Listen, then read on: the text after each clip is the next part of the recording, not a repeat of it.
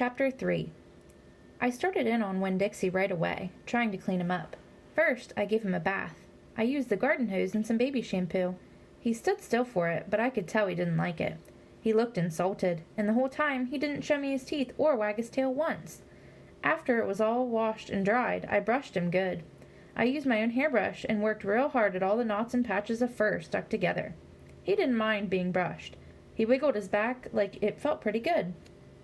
The whole time I was working on him, I was talking to him, and he listened.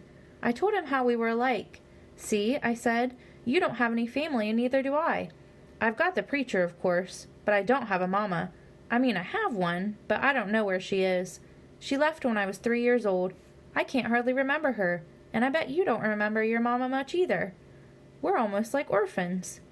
Winn-Dixie looked straight at me when I said that to him, like he was feeling relieved to finally have somebody understand his situation. I nodded my head at him and went on talking. "I don't even have any friends because I had to leave them all behind when we moved here from Whatley. Whatley's up in North Florida. Have you ever been to North Florida?" Winn-Dixie looked down at the ground like he was trying to remember if he had. "You know what?" I said. "Ever since we moved here, I've been thinking about my mama extra hard. More than I ever did when I was in Whatley." Winn-Dixie twitched his ears and raised his eyebrows. "I think the preacher thinks about my mama all the time, too. He's still in love with her. I know that because I heard the ladies at the church in Whatley talking about him. They said he's still hoping she'll come back. But he doesn't tell me that. He won't talk to me about her at all. I want to know more about her, but I'm afraid to ask the preacher. I'm afraid he'll get mad at me." Winn-Dixie looked at me hard like he was trying to say something. "What?" I said. He stared at me. "You think I should make the preacher tell me about her?" Winn-Dixie looked at me so hard he sneezed. "I'll think about it," I said. When I was done working on him, Winn-Dixie looked a whole lot better. He still had his bald spots, but the fur that he did have cleaned up nice. It was all shiny and soft. He could still see his ribs, but I intended to feed him good, and that would take care of that. I couldn't do anything about his crooked yellow teeth because he got into a sneezing fit every time I started brushing them with my toothbrush, and I finally had to give up. But for the most part, he looked a whole lot better, and so I took him into the trailer and showed him to the preacher. "Daddy," I said. He said. He was working on a sermon and kind of muttering to himself. "Daddy, I wanted to show you the new Winn-Dixie." The preacher put down his pencil and rubbed his nose, and finally he looked up. "Well," he said, smiling real big at Winn-Dixie. "Well now, don't you look handsome?"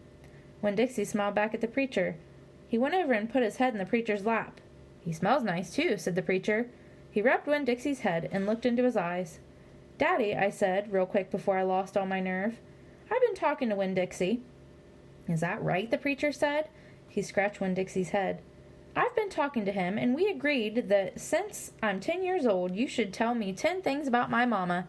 Just 10 things, that's all." The preacher stopped rubbing Winn-Dixie's head and held real still. I could see him thinking about pulling his head back into his shell. "1 thing for each year I've been alive," I told him. "Please?" Winn-Dixie looked up at the preacher and kind of gave him a nudge with his nose. The preacher sighed. He said to Winn-Dixie, "I should have guessed you were going to be trouble." Then he looked at me. "Come on, Opal," he said. "Sit down, and I will tell you 10 things about your mama." Chapter 4. "1," said the preacher. We were sitting on the couch, and Winn-Dixie was sitting between us. Winn-Dixie had already decided that he liked the couch a lot. "1," said the preacher again. Winn-Dixie looked at him kind of hard. "Your mama was funny. She could make just about anybody laugh." 2, he said. "She had red hair and freckles." "Just like me," I said. "Just like you," the preacher nodded. 3, she liked to plant things. She had a talent for it. She could stick a tire in the ground and grow a car. Winn-Dixie started chewing on his paw, and I tapped him on the head to make him stop. 4, said the preacher. "She could run fast. If you were racing her, you couldn't ever let her get a head start because she would beat you for sure." "I'm that way too," I said. "Back home in Whatley, I raced Liam Fullerton and beat him, and he said it wasn't fair because boys and girls shouldn't race each other to begin with. I told him he was just a sore loser." The preacher nodded. He was quiet for a minute. "I'm ready for number 5, I told him. 5, he said. "She couldn't cook.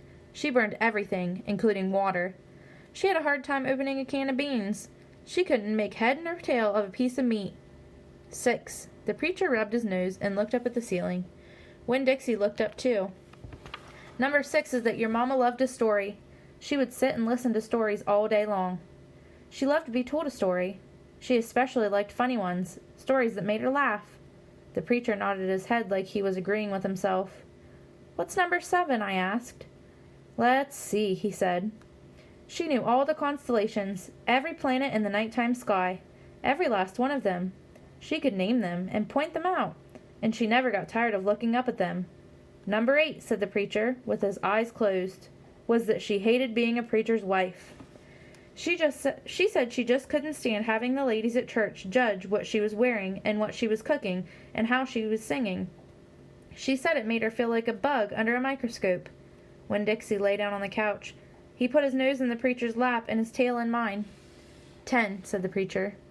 9, I told him. 9, said the preacher. She drank. She drank beer and whiskey and wine. Sometimes she couldn't stop drinking, and that made me and your mama fight quite a bit. Number 10, he said, with a long sigh. Number 10 is that your mama loved you. She loved you very much. But she left me, I told him. She left us, said the preacher softly. I could see him pulling his old turtle head back into his stupid turtle shell. She packed her bags and left us, and she didn't leave one thing behind. Okay, I said. I got up off the couch. Winn-Dixie hopped off too. Thank you for telling me, I said.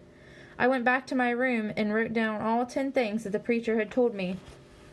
I wrote them down just the way he said them to me so that I wouldn't forget them.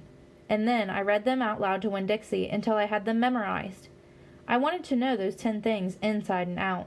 That way, if my mama ever came back, I could recognize her, and I would be able to grab her and hold on to her tight and not let her go away from me again.